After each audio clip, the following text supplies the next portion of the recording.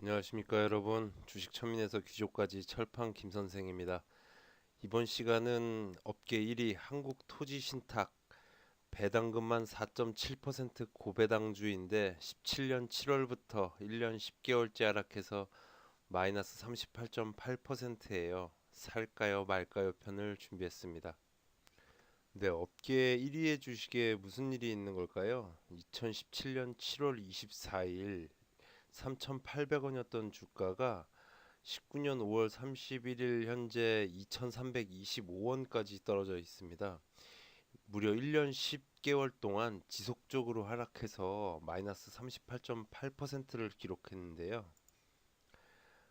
외국인 보유 비중을 보게 되면 사실 19년 1월부터는 지속 상승을 해서 지금 뭐 미중 무역 전쟁이 있는데도 많은 지분이 빠져나가지 않고 거의 뭐 지금 13.5%대 근처에서 계속해서 놀고 있는 게 보이죠. PER을 보면 3.51, PBR을 봐도 0.69, 배당금 110원을 놓고 봤을 때 약 4.7%, 시가총액에서 약 4.7%의 배당금을 주는 수준인데도 왜 계속해서 주가는 하락만 하는 걸까요? 네, 분기 보고서에서 한번 시장 여건을 보죠. 대외적으로 미국의 성장 견인력 약화 및 어쩌고저쩌고 해서 결국에는 부동산 신탁 시장에도 당분간 악영향을 미칠 것으로 예상이 된다. 네, 친절하게 알려줬죠. 업계 현황 및 경상황을 한번 또 봐볼까요? 현재 지금 11개 신탁사가 있는데 2019년에는 최대 3개의 신규 신탁사가 인가를 받고 아이고 11개 현재 11개인데 갑자기 거의 뭐 30% 가까운 상황이 되는 거네요. 경쟁사 수가 증가되는 게. 세계 신탁사가 인가를 받고 신규 신탁 영업을 개시할 예정이다. 이러한 악재들이 있네요. 근데 이렇게 안 좋은 부동산 시장이고 그 다음에 새로운 업체들이 나온다고 해도 한국 토지 신탁의 경우에는 전체 시장의 1등이죠. 시장 점유율을 놓고 보면 2015년도부터 2018년도까지 꾸준히 20% 이상을 지키고 있고 영업 수익을 놓고 봐도 지금 문제될 사항이 사실 전혀 없어 보이는데 1년 10개월 동안 마이너스 38.8%로 이렇게 꾸준하게 주가가 하락해서 결국엔 폭락장이라고 얘기할 수 있는 이런 상황. 현재로서는 해석이 안 되죠. 좀 더 깊이 있게 봐보겠습니다. 네, 꾸준히 증가하는 매출액, 일정 수준 이상을 계속해서 유지하는 전체 시장 1등으로서의 시장 점유율, 그리고 꾸준한 영업이익, 어떤 거 하나도 주가가 폭락할 이유를 찾지 못하겠는데 여러분들 이렇게 배당도 괜찮고 한 이러한 회사들은 갑작스럽게 뭔가 주가가 떨어진다라고 한다면 자기 자본 이익률의 변화를 꼭 한번 살펴봐야 돼요. 지금 2017년 12월 달에 자기 자본 이익률 약 25.66%가 나왔죠. 근데 2019년 12월 몇 퍼센트를 예상하나요? 약 15.73%를 예상하고 있어요. 결과적으로 보면은 약 38.7%의 자기 자본 이익률 감소가 예상됩니다. 주가가 지금 38.8% 하락했는데 굉장히 유사하죠. 이러한 자기 자본 이익률 같은 경우에는 간단해요. 단기 순이익을 그대로 자기 자본으로 자본 총계로 나눠주면 끝나는 거죠. 근데 이게 이제 직접 나눠주게 되면은 그 값이랑 인터넷에 나와 있는 값이랑 살짝 다르긴 한데 그건 인터넷에 나와 있는 값은 뭐 단기와 전기를 합쳐서 그것을 다시 2로 나눈 평균치를 사용하는 그러한 업체들도 있고 지금 제가 뭐 아래에 그냥 엑셀표로 간단하게 적은 것은 그냥 실질적으로 그냥 단기 실적만을 활용했기 때문이에요. 뭐 근데 결론적으로 보게 되면 평균치를 했건 그냥 단순하게 나눠줬건 간에 18년 1분기 대비 19년 1분기 상당히 실적이 안 좋고 19년 말까지 예상되는 자기자본 이익률의 둔화를 넘어서 이건 뭐 폭락이죠. 심각한 상황입니다. 이제는 주가가 폭락한 게 합리적인 이유가 있었다라고 생각이 되네요. 자, 근데 우리는 주식을 사야 할지 말아야 할지 결정을 해야 되니까 한번 하나씩 짚어볼까요? 우선 자기 자본 이익률이 망가진 것만큼 주가는 이미 다 하락을 해 있는 것 같고 또 시장에 나와 있는 뉴스로 이지스 자산운용 뭐 기업 가치만 해도 뭐 지금 뉴스 보면 약 4천억에서 5천억 정도를 추정한다고 하는데요. 이러한 기업에 한국토지신탁이 8%나 지분을 갖고 있다. 뭐 4천억에 약 8%면은 320억 수준이 되는 거죠. 그것만 해도. 자, 그다음에 19년 4월에 또 자사주 취득 계약을 했죠. 200억 신탁 계약을 체결하고 지금 자사주를 취득 중에 있는 이러한 사항인데, 그렇다면 이것은 지금 주식을 사는 게 맞을까? 이러한 이제 고민에 빠지게 되죠. 자, 이렇게 주식을 사고 싶은데 지금 아직 바로 사지 말고 한 번만 더 고민을 해보죠. 부정적인 것들을 좀 체크해 보겠습니다. 첫 번째, 국내 부동산 시장 여건 지금 좋나요? 아니죠. 일단 나쁘다라고 하는 것을 좋아하지 않는 분들이 있기 때문에 낫굿이다라고만 얘기를 하겠습니다.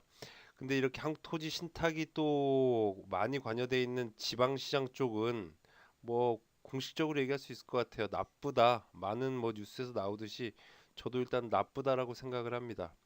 두 번째, 국내 말고 대외적인 요건, 미중 무역 전쟁이 6월 1일부터 이제 본격화되죠.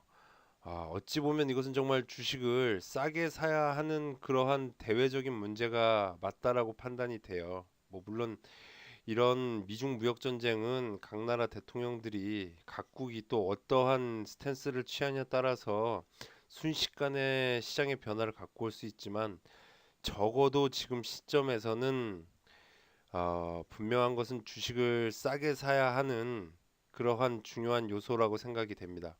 자, 세 번째 한번 봐보죠. 신규 신탁사 세 곳이 등장하게 된다. 한투 대신 신영자산. 네, 인터넷 뉴스를 보시면 알겠지만 경력직 확보를 우선시해서 한 50에서 70명으로 그 규모를 갖고 가겠다고 하는데요. 기존 시장에 파이가 많이 분명히 줄어들게 될 겁니다. 자, 네 번째 한국투자신탁 소송이 많습니다.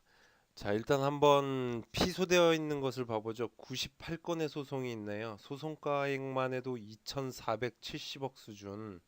그렇다면 역으로 소송을 제기한 것, 한국투자신탁이 유리할 수 있다라고 추정할 수 있는 부분은 몇 건이나 될까요? 44건, 절반건 정도인데 소송가액으로만 놓고 보면 약 283억 수준밖에 안 됩니다. 10분의 1밖에 안 되죠.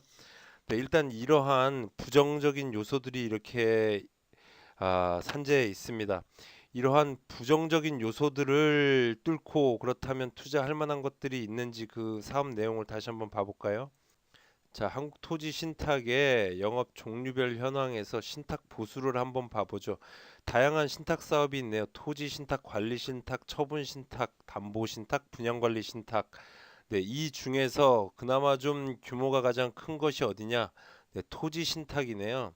뭐 인터넷에서 관리가 어쩌고 종부세의 문제에 따라서 한국토지신탁에 뭐 좋은 긍정적인 요소를 얘기하는데, 지금 이렇게 사업 주력 사업은 토지신탁이죠. 자, 메인이 토지신탁이면 나머지 것들은 무시할 수가 있는 거니까 현재로서는 주가가 폭등 상승은 할 수 있어도, 만약에 현재 주가가 정말 무릎 위하고 바닥을 쳤다고 한다면 주가가 상승을 할 수 있어도 폭등할 요소는 없어 보인다. 이것이 현재로서의 판단입니다. 네, 주가가 많이 빠졌을 때 계속해서 빠지고 있는데 그 주가가 폭등할 것 같지는 않고, 그냥 왠지 싸고 무릎 미칠 것 같을 때 가장 어울리는 주식계 조언 명언이 하나 있죠. 떨어지는 칼은 받지 말자. 네, 이게 진짜 뭐 무릎 미칠 수도 있고 정말 바닥일 수도 있지만, 그래도 떨어지는 칼은 굳이 받을 필요 없습니다. 잠타면 비어요. 네, 세상에 좋은 주식 많고 배당 많이 주는 주식도 많습니다. 여러분들 배당주를 살 거면 일단 지금과 같이 리스크가 큰 시장에서는 무더운 여름까지는 좀 기다렸다 매수하시는 것을 개인적으로 추천을 드리고요. 만약에 이러한 한국토지 신탁을 산다고 해도 작년 배당금 110원을 기준으로 했을 때 올해도 만약에 동일한 금액이 유지된다고 한다면 최소 그래도 배당금 5% 이상은 되는 2,200원, 주가가 2,200원 이하가 되면 그때에서나 매수하자. 자, 만약에 이게 이렇게 매수를 하지 않았는데 주가가 폭등하면 어떡할 거냐? 네, 뭐 어떻게 하겠습니까? 그건 답 없는 거예요, 여러분들. 어쩔 수 없는 거예요. 그 주식은 저와 인연이 아닌 겁니다. 대신 한 가지 말씀드릴 건 이 주식이 그렇게 오른다면 다른 주식은 안 오를까요? 그런 부분들은 한번 냉정하게 생각해 보시길 바라겠습니다. 마지막으로 늘 말씀드리는 얘기죠. 주식 매수 매도에 따른 이익과 손실의 책임은 누구에게 있다?